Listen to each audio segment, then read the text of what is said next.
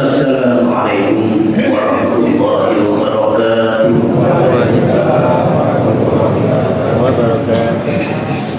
Alhamdulillah alladzi unzila fihi al-Qur'an hudan lin-nasi wa bayyinatin minal huda wal furqan. Asyhadu an la ilaha illallah wahdahu la syarika lahu wa asyhadu anna Muhammadan 'abduhu wa rasuluhu la nabiyya ba'dahu. Allahumma shalli ala nabiyyina Muhammadin wa ala alihi wa sahbihi wa man walah. Amma ba'du. Qala Allah ta'ala fi kitabihil karim, a'udzu billahi minasy syaithanir rajim. Bismillahirrahmanirrahim. Wa ma khalaqtul jinna wal insa illa liya'budun. Ma uridu minhum min rizqin wa ma uridu an yut'imun. Sadaqallahul azim.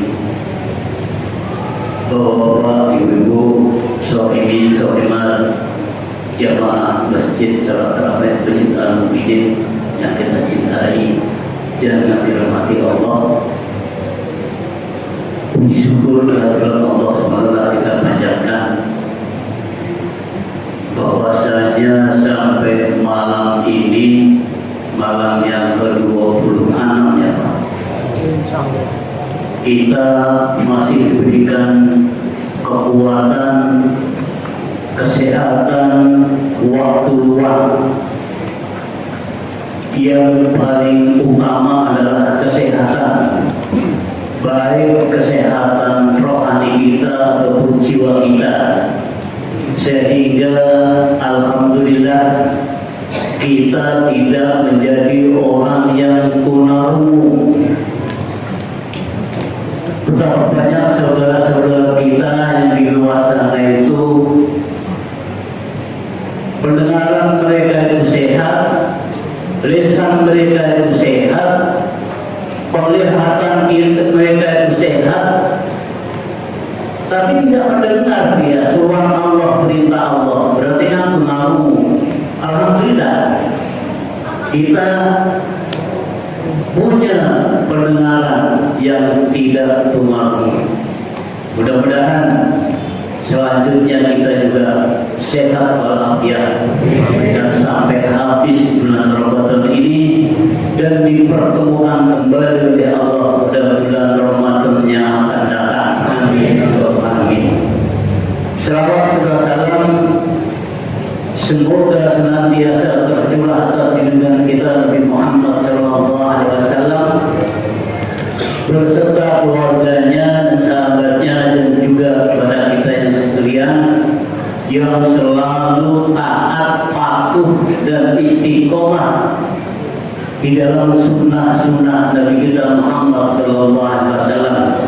Mudah-mudahan kelak di hari kiamat nanti kita mendapat syafaat dari beliau. Amin. Amin. Bapak, ibu-ibu, sholihin, sholimat yang insya Allah dicintai Allah, ayat muqaddimah yang saya baca tadi sudah tidak asing lagi, sudah sering dibawakan oleh guru-guru kita, ustaz-ustaz kita yang tampil di atas mimbar ini di dalam surat Ad-Dariyat.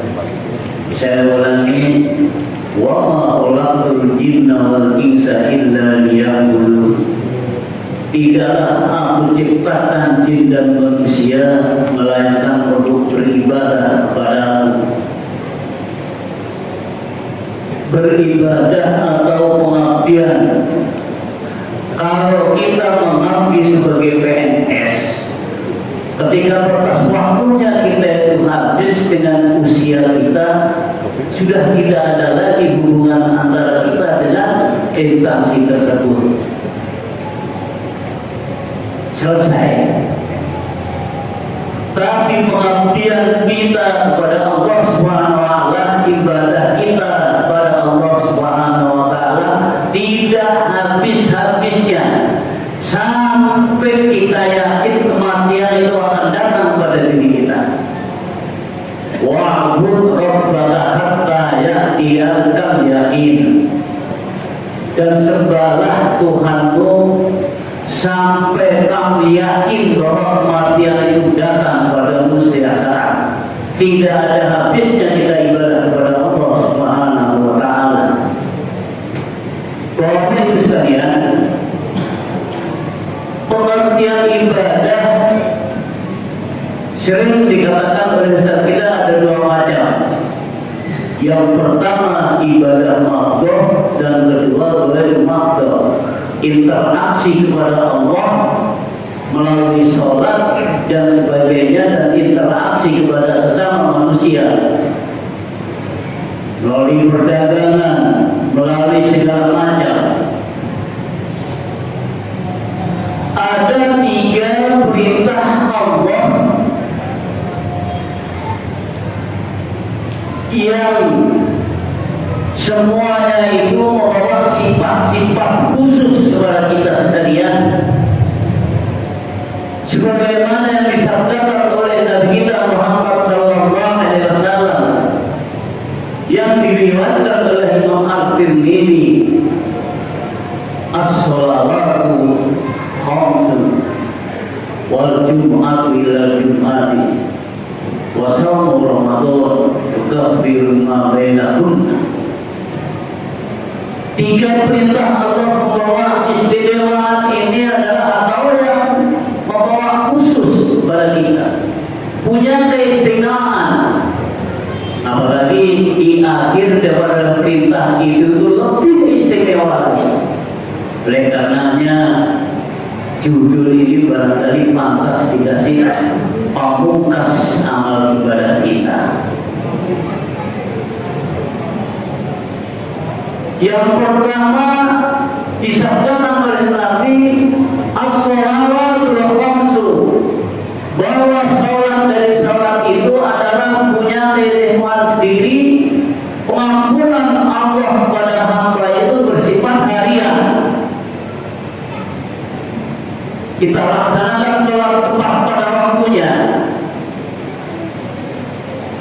Dari subuh kita sudah berada di masjid untuk melaksanakan sholat subuh, maka Allah akan mengampuni dosa-dosa kita dan melindungi kita sampai waktu zuhur tiba. Begitu seterusnya. Itulah keistimewaan khusus perintah Allah pada hambanya. Jadi kalau ada orang yang beriman sholat 5 waktu, tapi dosa-dosa kecilnya masih ada, itu mah udah kebanggaan sekali. Padahal Allah berjanji melalui Nabi-Nya, sholat 5 waktu itu untuk pengampunan dosa dari waktu ke waktu. Tentunya melalui kriteria dan di atas sunnahnya, bagaimana niatnya ikhlas atau tidak, dan bagaimana kaifiat sholat itu benar atau tidak, sehingga apa yang disampaikan oleh Nabi bahwasanya sholat berjamaah di masjid itu dapat 27 derajat. Tapi kalau kita laksanakan tidak memenuhi kriteria kata Nabi dan tidak mengikuti Nabi, maka nilainya tidak sedemikian. Ada yang 1/10, ada yang 1/9, ada yang 1/8, sampai 1/2. Oleh karena itu, dengan apa kita itu supaya istimewa surga, kualitas ibadah sholat kita terbaik, yang mencari ilmu, mendatangi taklim, sehingga dengan ilmu yang diberikan guru-guru kita itu untuk bisa memperbaiki ibadah kita. Itu sholat. Di akhir daripada sholat itu ada yang lebih istimewa, pamungkas. Bagaimana nasihat Jibril kepada Muhammad sallallahu alaihi wasallam? 4 nasihat malaikat Jibril, salah satu di antaranya adalah, wahai Muhammad, kemuliaan hamba-hamba yang beriman itu terletak pada sholat malamnya.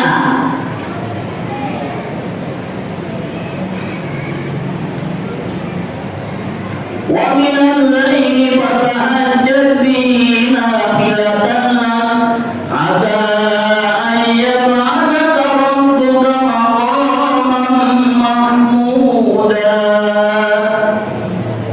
sepertiga malam bertahajudlah sebagai ibadah tambahan.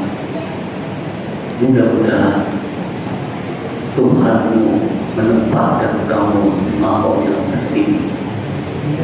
Itu lebih istimewa pamungkasnya.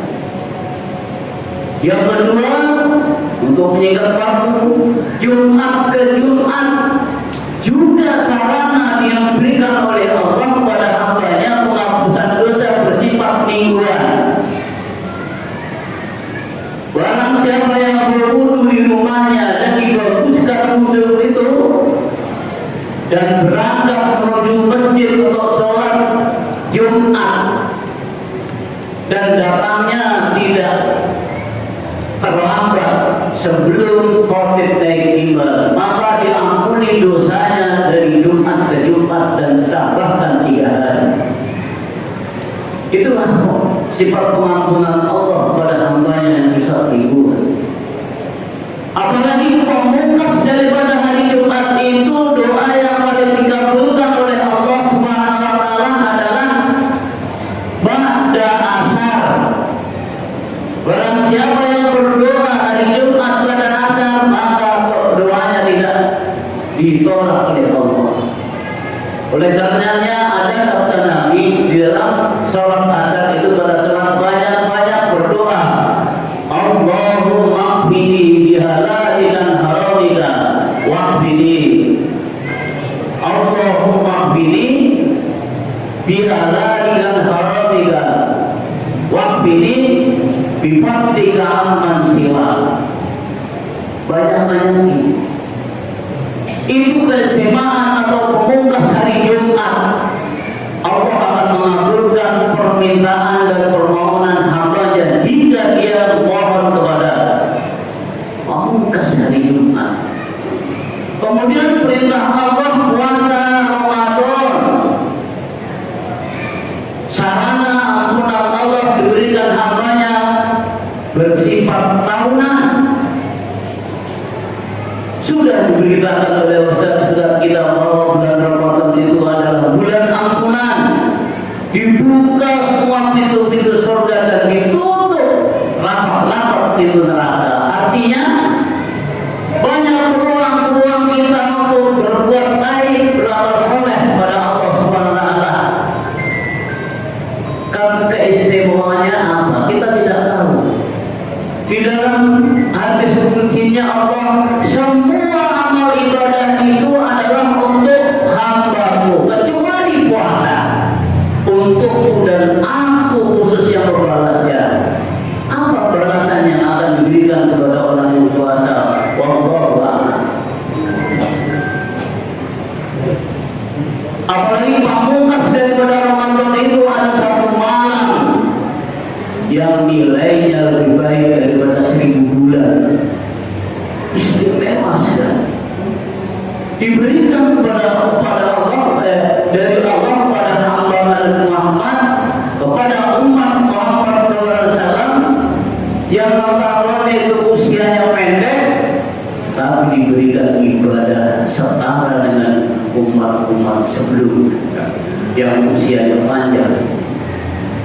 Itulah keistimewaan pamungkas daripada ibadah-ibadah yang diberikan oleh Allah. Oleh karenanya, di malam 26 ini hati-hati kita. Kita tidak tahu bagaimana akhir daripada bulan Ramadan ini, baik ataupun tidak. Karena penyakitnya orang tua itu malas. Makanya Abu Bakar itu tidak lepas-lepas membaca doa, Allahumma ja'al khairu umri akhiru wa khairul amali khawati wa khairul ayyami yaumul qiyamah. Ya Allah, jadikan baik seluruh urusanku di akhir harinya. Ya Allah, jadikan baik seluruh amal ibadah itu sebagai penutupnya, dan jadikan baik ketika kita bertemu dengan Allah nanti, hari-hari bertemu dengan Allah. Soal dibaca oleh sahabat Nabi Abu Bakar,